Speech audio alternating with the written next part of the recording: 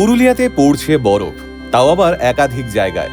হ্যাঁ, শীতের সকালে এমন ঘটনারই সাক্ষী থাকছেন পুরুলিয়ার বেশ কিছু এলাকার বাসিন্দারা। তারা ভোরবেলা ঘুম থেকে উঠে দেখছেন খড়ের গাদায়, মাটির ওপরে, গাড়ির ছাদে কিংবা লোহার পাইপের উপর জমে রয়েছে পাতলা সাদা বরফের আস্তরণ।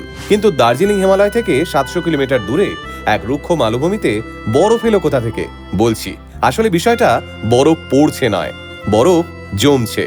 আর এই বরফ জমার ঘটনাটাকে আবহাওয়াবিদরা চিহ্নিত করে থাকেন গ্রাউন্ড ফ্রস্ট বা ভূমি তুষার হিসেবে। যখন তাপমাত্রা শূন্যের খুব কাছাকাছি চলে আসে আর ভোরের বাতাসে আর্দ্রতা বেশি হয়, তখন সেই জলীয় বাষ্প সরাসরি বরফ কণায় বদলে গিয়ে মাটি আর তার কাছাকাছি নানা বস্তুর গায়ে জমা হয়ে যায়।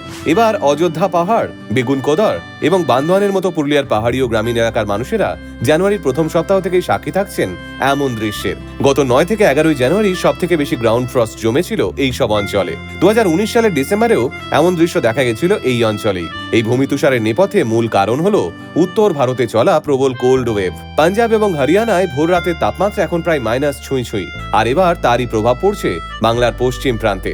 পর্যটকদের চোখে এটা স্বপ্নের মতো দৃশ্য। কারো কারো মনে হচ্ছে দক্ষিণবঙ্গের দার্জিলিং, কিন্তু কৃষকদের মনে চাপা দুশ্চিন্তা, কারণ এই গ্রাউন্ড ফ্রস্ট আসলে অনেক সময় ফসলের ক্ষতি করে। আপনার কি মনে হয়, এটা শুধু শীতের খেলা নাকি বদলে যাওয়া আবহাওয়ার নীরব সতর্কতা? কমেন্ট করে অবশ্যই জানাবেন আমাদের।